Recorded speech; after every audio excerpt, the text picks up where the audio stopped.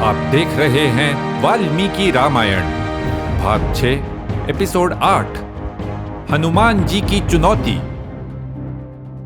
हनुमान जी का लंका आने का उद्देश्य पूरा हो चुका था।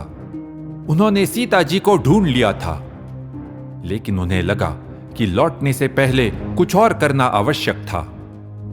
राक्षसों के साथ युद्ध तो निश्चित था। उन्होंने सोचा, मुझे शत्रु को अच्छी तरह परख लेना चाहिए, उसकी ताकत, उसकी कमजोरी, और मुझे उसका मनोबल भी तोड़ना चाहिए।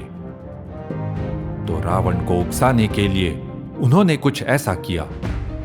उन्होंने सुंदर अशोक वाटिका को उजाड़ डाला, वहां के पेड़ उखाड़ डाले, सरोवर ध्वस्त किए, छत्र तोड़ डाले। इससे उपवन के पक्षी डर के इधर उधर उड़ने लगे। इतना करके वे अशोक वाटिका के द्वार के ऊपर जा खड़े हुए और शत्रु की प्रतीक्षा करने लगे।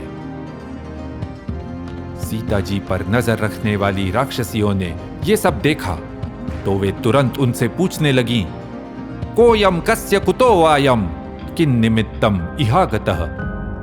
ये कौन है, किसने भेजा इसे, कहां से और क्यों आया है यहां, ये तुमसे बात क्यों कर रहा था। लेकिन जब सीता जी से कोई ठीक उत्तर नहीं मिला तो वे दौड़ी दौड़ी रावण के पास गई, उसे पूरी घटना बताई। महाराज, अशोक वाटिका में एक वानर आया है, उसने सीता से बात की, उसने सारी वाटिका को तहस नहस कर दिया, केवल उतनी जगह छोड़ी जहां सीता बैठी है। हो सकता है उसे राम ने भेजा हो। यह सुनकर रावण भड़क उठा। उसने किंकर नामक राक्षसों का एक दल हनुमान जी से निपटने के लिए भेजा। किंकर विशालकाय और भयंकर थे। वे अपने स्वामी की आज्ञा का पालन करने के लिए निकल पड़े। उन्हें देखकर हनुमान जी ने जोर से जमीन पर अपनी पूंछ पटकी। इसकी प्रतिध्वनि पूरी नगरी में सुनाई दी। फिर वे गरज के बोले, श्री राम की जय, लक्ष्मण की जय, महाराज सुग्रीव की जय। किंकरों ने अपने भाले और गदा लेकर हनुमान जी पर आक्रमण कर दिया। तब हनुमान जी ने द्वार पर रखा लोहे का एक बड़ा परिघ उठा लिया। उसे जोर से चारों ओर घुमाते हुए वे राक्षसों पर टूट पड़े। क्षण भर में ही सारे किंकर मारे गए। रावण ने जब यह सुना तो उसकी आंखें क्रोध से लाल हो गईं। इसके बाद रावण ने एक के बाद एक कई योद्धाओं को हनुमान जी का सामना करने भेजा। सबसे पहले जम्बूमाली, फिर एक मंत्री के साथ पुत्र, इसके बाद 5 अन्य सेनापति और अंत में अपने पुत्र अक्षकुमार को भेजा। राक्षस अनेक थे, उनके पास रथ और अस्त्र शस्त्र थे, फिर भी हनुमान जी चपलता से उन्हें चकमा दे जाते। शरांतरे मारुतवद विनिष्पतन, वे वायु की तरह तीरों के बीच से निकल जाते। लेकिन कई तीर उन्हें भी लगे और वे लहूलुहान हो गए। फिर भी उन्होंने अपने आसपास जो मिला उसी से राक्षसों पर वार किया। बड़े बड़े पत्थर फेंके, पेड़ उखाड़ कर दे मारे, और जो राक्षस पास आए उन पर मुक्के और लातें बरसाई। हनुमान जी बड़ी चतुराई से हमेशा ऊंचाई पर रहते। हमलावरों के आते ही वे द्वार पर चढ़ जाते। तोरणम समवस्थितः।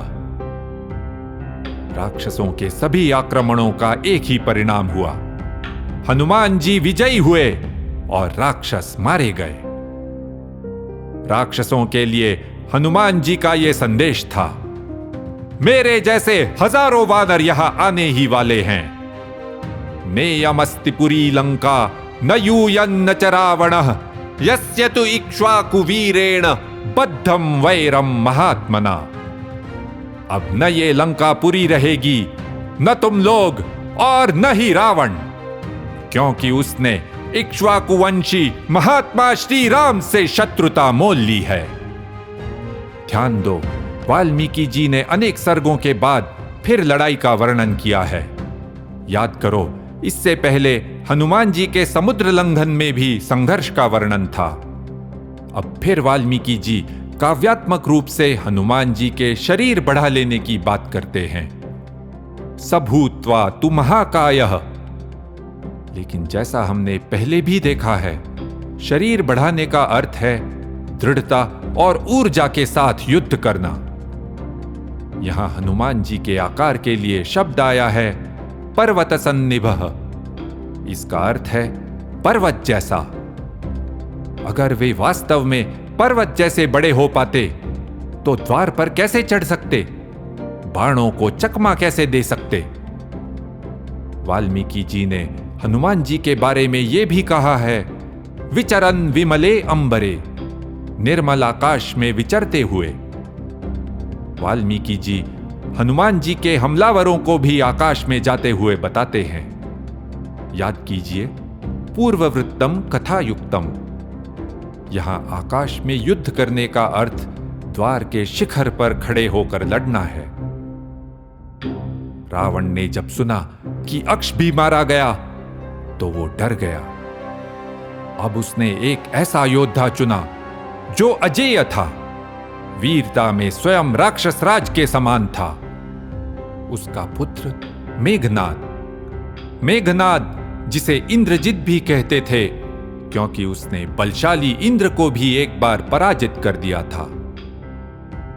रावण ने इंद्रजित से कहा, मैंने जितने योद्धाओं को भेजा उस वानर ने सबको मार दिया, तुम्हारे भाई अक्षकुमार को भी, लेकिन उनमें कोई तुम्हारे जैसा शूरवीर नहीं था। और तुम्हारे पास तो ब्रह्मास्त्र भी है। मैं तुम्हें ऐसे संकट में भेजना नहीं चाहता था, लेकिन एक क्षत्रिय होते हुए मेरा ये राजधर्म बनता है कि मैं तुम्हें ही भेजूं। इयं च राजधर्माणाम क्षत्रस्य च मतिर्मता। अब जाओ, उस वानर पर विजय प्राप्त करो। इंद्रजित ने आदरपूर्वक रावण की प्रदक्षिणा की और हनुमान जी से युद्ध करने चला। पहले भी हमने देखा है कि अयोध्या के लोग और राक्षस समुदाय, इनका सांस्कृतिक मूल एक ही था। यहां भी हमें ये समानताएं दिखती हैं। तपस्या द्वारा ब्रह्मा जी को प्रसन्न कर अस्त्र पाना, क्षत्रिय का राजधर्म पालना और आदर से प्रदक्षिणा करना। इंद्रजित 4 बाघों से जुते हुए रथ पर चढ़कर अशोक वाटिका पहुंचा। आते ही उसने हनुमान जी पर तीखे बाणों की वर्षा कर दी, लेकिन हनुमान जी चपलता से सभी हमलों से बचते रहे। तावुभौ वेग संपन्नौ रणकर्म विशारदौ। युद्ध कौशल में हनुमान जी और इंद्रजित दोनों ही तेज और अत्यंत निपुण थे। दोनों एक दूसरे के वारों से बचते रहे। तब इंद्रजित ने अपने धनुष पर महाशक्तिशाली ब्रह्मास्त्र का संधान किया, हनुमान जी पर निशाना साधा और अस्त्र छोड़ दिया। ब्रह्मास्त्र ने हनुमान जी को बांध लिया। हनुमान जी बन तो गए, लेकिन घायल नहीं हुए। फिर भी उन्होंने घायल होने का नाटक किया। कुछ राक्षसों ने उनके पास आकर उन्हें रस्से से बांध दिया और ब्रह्मास्त्र के बंधन हटा दिए। इंद्रजित जानता था कि उन्हें ऐसा नहीं करना चाहिए था, लेकिन तब तक देर हो चुकी थी। ब्रह्मास्त्र के बंधन अब फिर नहीं डाले जा सकते थे। हनुमान जी ने भी अपने आप को छुड़ाने की कोशिश नहीं की। उन्होंने सोचा, ग्रहणे चापि रक्षोभिः महन् मे गुणदर्शनम् राक्षसेन्द्रेण संवादः तस्माद् गृह्णन्तु मां परे। बहुत अच्छा ही हुआ कि राक्षसों ने मुझे पकड़ लिया है। अब मुझे रावण से बात करने का अवसर मिल जाएगा।